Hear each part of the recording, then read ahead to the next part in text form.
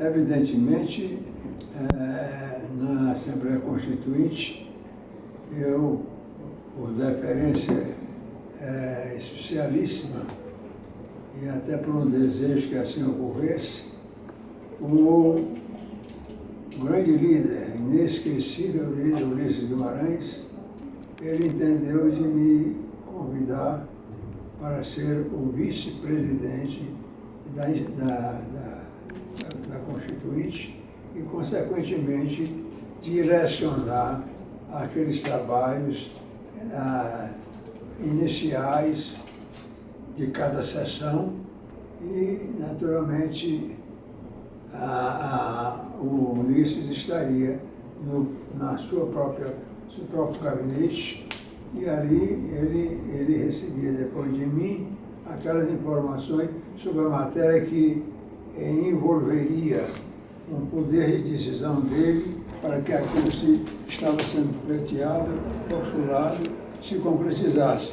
Então, eu fazia entre o plenário, nas suas manifestações sucessivas, pequenos expedientes, grandes expedientes, e o Ulisses trabalhando infatigavelmente para dirimir dúvidas e, naturalmente, dar soluções que me trazia para que eu, como vice-presidente, cumprisse aquela diretriz.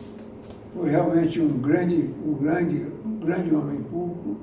Eu tenho que reconhecer que ele realmente foi extraordinário. E cheguei, e quando ele teve aquele problema, eu fiquei na viagem que ele fez para o Rio de Janeiro, ao lado da Dona Mora, foram momentos dolorosos para o Brasil inteiro. E seguidas vezes eu tentei,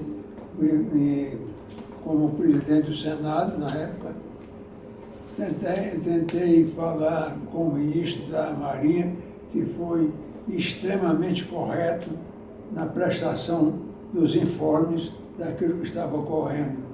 Ele estava permanentemente com quatro fragatas. Hein? Fragatas. Mas a procura de localização. Helicóptero. Ficamos no nosso gabinete aqui, em contato com o ministro da Aeronáutica, que foi extremamente correto em prestar informações a respeito, sem que ele vislumbrasse, em determinado momento da noite, se vislumbrasse que poderia ser encontrado os corpos de Dona Mora e do Ulisses Guimarães. Foram momentos dolorosos, alguns amigos se compuseram ali naquele instante de expectativa e realmente nós vivemos um momento assim penoso e que ainda hoje se reflete na nossa relembrança daquele homem que soube dirigir o partido e a Constituinte. Sabia fazer isso com extremo equilíbrio. Era um homem enérgico e, naturalmente, conduzia o plenário com extrema habilidade. Ouvia as partes, ouvia o Bernardo Cabral, que era relator. Era o relator geral. Era o relator geral. Na área da comissão especial que tinha lá, com o Bernardo Cabral, né? Bernardo Cabral, no final do momento, não tem condições de vir a Brasília por recomendação médica, se submeteu a uma delicadíssima intervenção no Rio de Janeiro, com impedimento de ele se deslocar para vir a Brasília, até quando se cogitou isto, da comemoração no ano passado, do aniversário da Carta. E quero lembrar, ministro, que no dia 5, nós vamos ter, dia 5 do próximo mês, nós vamos ter a comemoração e mais o aniversário da casa. Não sei se já há, a nível de articulação, algum projeto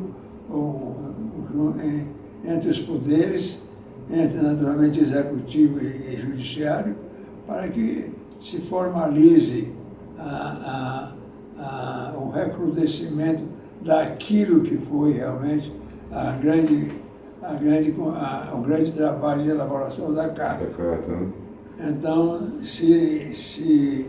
como Ulisses não está nos braços de Deus e não no nosso convívio, caberá naturalmente a mim, que sou o vice-presidente, ainda com meus próprios 60 anos.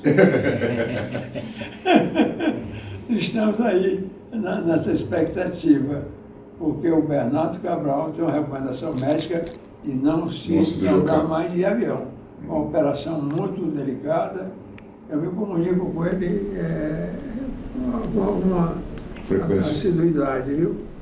Por estelar da vida legislativa, sobretudo naquele instante da Constituição, que aí já alterada, modificada em alguns aspectos, mas que é uma carta que emanou desse esforço que houve, né? E sobretudo da sistematização, comissão de sistematização, que selecionava a todos os temas, e aqueles mais complexos terminavam exatamente suscitando no plenário aquelas discussões controvertidas e que predominavam exatamente aquilo que fosse da maioria, que predominava a maioria na deliberação dessas matérias. Então, eu não sei, Michel, não sei como é que vai ser a comemoração esse ano, porque no ano anterior, quer dizer, no ano passado, eles armaram, o Supremo armou um esquema, né? E se faria uma intervenção, cada um transmitido por eles. Inclusive, na minha casa, eu tive que montar um aparelho para poder falar. Para fazer a transmissão lá. Por quê? Porque o Ulisses está nos braços de Deus e eu estou aqui ao lado dos homens e, sobretudo, das grandes figuras, como o de hoje aqui, um jurista de méritos incontáveis, um mestre do direito, e, na aplicação daquilo que ele preleciona, ele cumpre exatamente nos processos que lhes são distribuídos. Merecidamente, é uma figura respeitada no seu parecer, até no encaminhamento do seu próprio voto, não sendo ele o relator. Ele pode modificar o relatório dos outros colegas para uma influência de que ele, reconhecidamente pelo seu talento e o aprofundamento da sua formação jurídica, ninguém o suplanta. Não quero atingir ninguém. Ninguém o suplanta no desempenho, na interpretação, na exegese daquilo que pode ser realmente discutido e decidido, em final, pelo plenário soberano. Plenário soberano. O Vitor. Queria fazer uma colocação, presidente Mauro, a respeito do dia a dia da Constituinte. O senhor foi vice-presidente e imagino que tinha conversas diárias na condução dos trabalhos com o presidente Ulisses Guimarães. Certo. Como é que era a divisão de trabalho, a definição quando havia um impasse entre as correntes que se digladiavam, realmente o problema terminava sendo levado pelo Bernardo Cabral para conhecimento do Ulisses.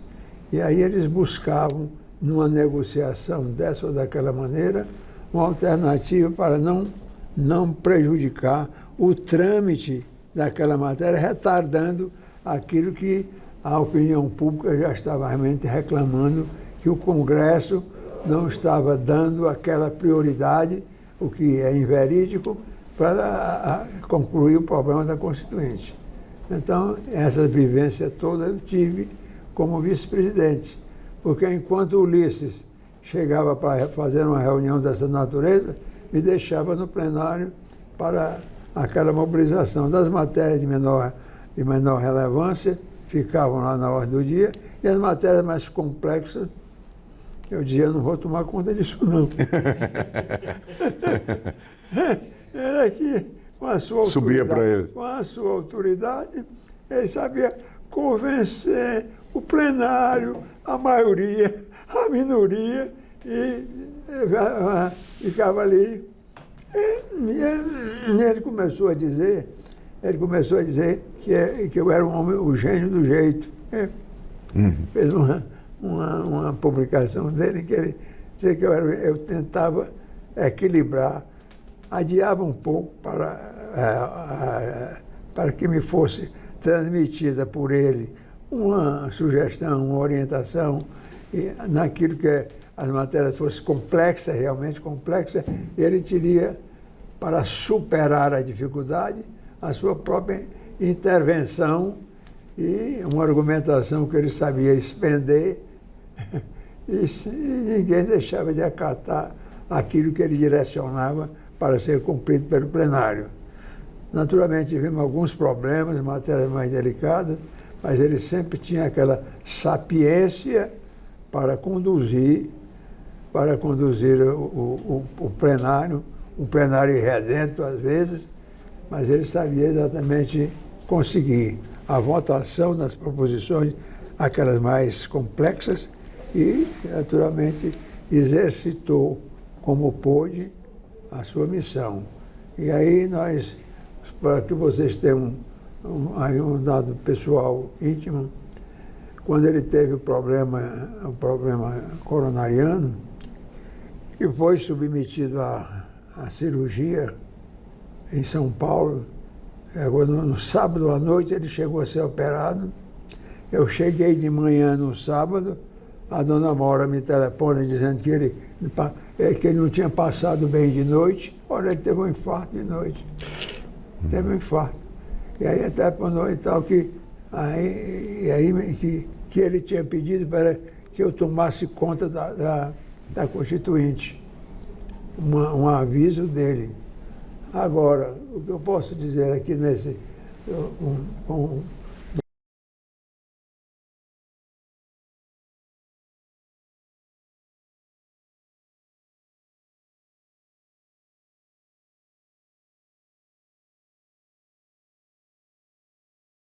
Nosso grande ministro é o seguinte: a ansiedade dele para saber o que se passava no Congresso, no terceiro dia, eu telefonei, naturalmente já do próprio gabinete dele, que estava sendo utilizado por mim, que eu passei de vice-presidente para presidente, para saber da dona Mora, que estava com ele todo o tempo, como é que estava o estado de saúde dele. Mas vou dizer a vocês, sei que isso constitui assim, uma surpresa extraordinária. Quando a dona Maura disse, eu senti uma dúvida dela sobre se ele falava ou não. Aí ele, presidente, me chamando de presidente. Presidente, peraí, desculpe, aqui está tudo bem, queremos a sua recuperação, se despreocupe, que aqui nós vamos levar tudo do jeito que você queria. Esvaziamos mais as matérias mais complexas. Tirava. Deixei que a bomba a bomba dele quando ele chegasse. Então era assim a nossa convivência. Presidente Mauro Benevides, considerando a sua vivência ali naquele período, houve um momento que se pensou que a Constituinte não iria terminar, que se poderia não ter uma deliberação conclusiva? Nós vivemos momentos delicados, já havia ensaios de no digladiar de força, de desencontros, se cessar por algum tempo, até para uma recomposição daquelas matérias complexas. Quando elas começam a se radicalizar, aí o nosso ministro aqui conhece como é. Para mudar uma posição passionalizada por um deputado, por um grupo, por um partido, para se modificar isso aí, não é só com a admoestação do presidente, não resolve. Tem que ser uma conversa mais pacificadora, mais bem orientada, para que se conseguisse tirar o problema, solucionar o problema e fazer com que nós continuássemos a trabalhar dentro daquilo que fosse possível, sem permitir que se agredisse o regimento interno da casa. Daí porque dele eu sempre recebi um apoio integral.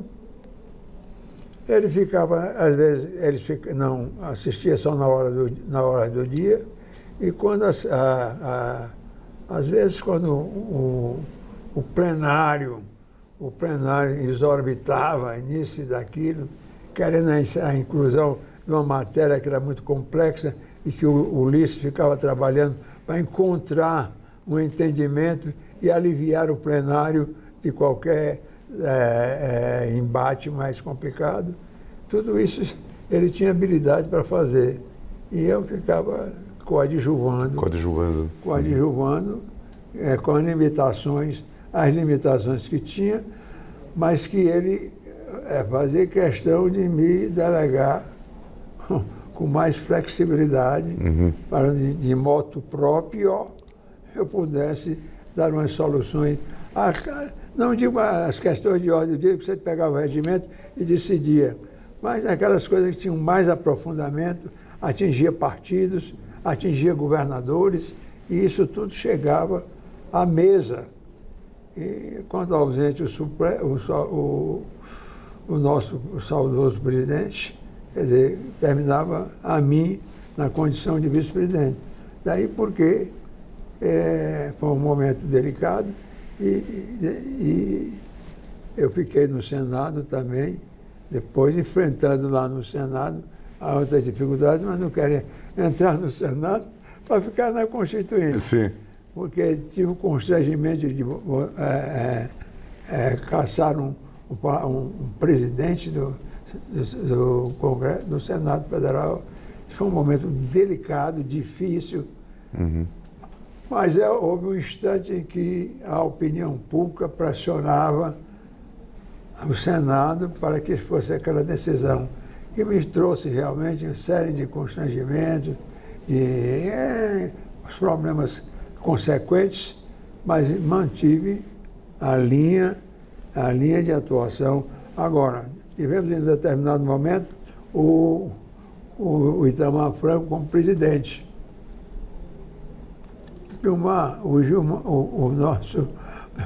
O nosso presidente me fez presidente da República, rapaz. Passei 4 dias lá. O Itamar se afastou para... Ele foi a Montevidéu com uma reunião lá de 4 dias e meio. E aí eu assumi, aí vieram meus companheiros de Fortaleza, o prefeito Juraci Magalhães, não sei o quê, e eu levei para... numa singeleza tão legal, levei para eles ir almoçarem lá na sala naquela sala da diretoria, para eles almoçarem lá. Podia ter levado para um clube desse, aquela coisa daqui. Mas são os momentos que a gente passa e, às vezes, assim, não tão importantes, mas que marcam, né? Envolve a atuação da gente dessa maneira.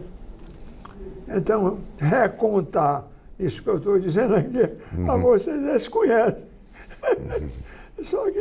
Só que lá no Supremo, ele pontifica como das figuras estelares de lá, e aí resolve com a opinião dele, convence os seus companheiros.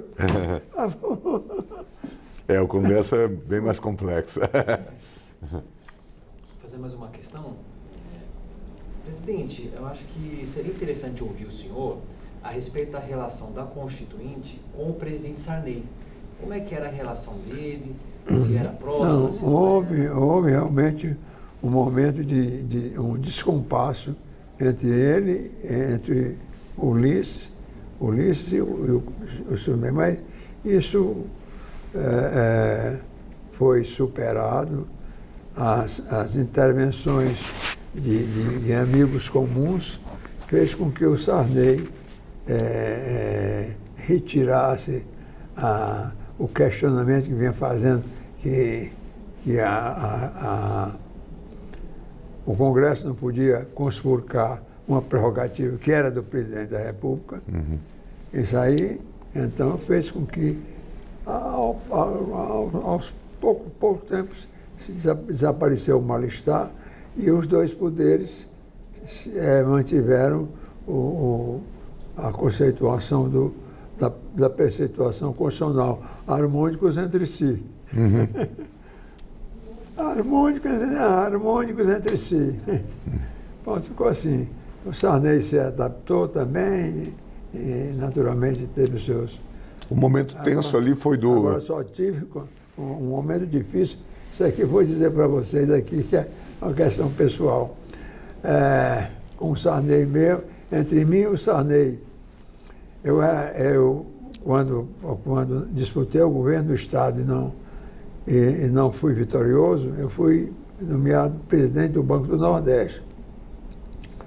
E na presidência do Banco do Nordeste, eu fiz uma gestão frutuosa, arranjamos deu um outro impulso ao banco, e aí eu fui pressionado para ser, no tempo em que passei esse mandato, quando disputei o governo e não fui favorecido, aí então eu quis voltar. E quando cheguei, o Sarney, Sarney, por gentileza, eu queria que me pediu que você me exonerasse. Ele disse, o quê? Bateu na mesa assim, eu? Aí tinha um militar da Marinha lá, me lembrando o nome dele. Ele disse, não, eu não assino seu ato de desonra, mas Sarney, rapaz, eu tenho que me desincompatibilizar hoje. Para se candidatar. Meu avião está esperando, e o prazo é até a meia-noite de hoje, eu não posso.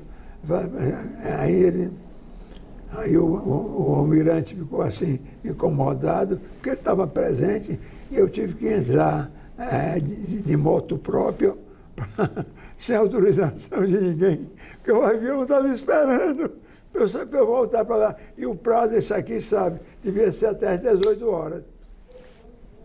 Então, esses fatos ocorreram e realmente o Sarney, que ele naturalmente foi bem atendido no distrito dele lá, no Amazonas, ele ajudou muito. Maranhão. Do Maranhão. Ele ajudou, eu ajudei também para que se expandisse lá e a figura dele fosse ainda mais reconhecida como um homem que lutava pelo seu Estado. Pelo seu Estado. Podendo ajudar, conseguir fazê-lo. Mas também isso, são os momentos que a gente vivenciou. Especiais, né? Esse aqui conhece muita coisa, até porque, quando ele entrou, agora a gente que tem que dizer que eu sou mais velho do que ele muito. Ele entrou na UNB com o meu filho Carlos Benevides. Assumiram os dois. Agora, não preciso dizer que eu sou um pouco mais velho do que ele. Ele com essa intensidade e essa correção de cumprir os prazos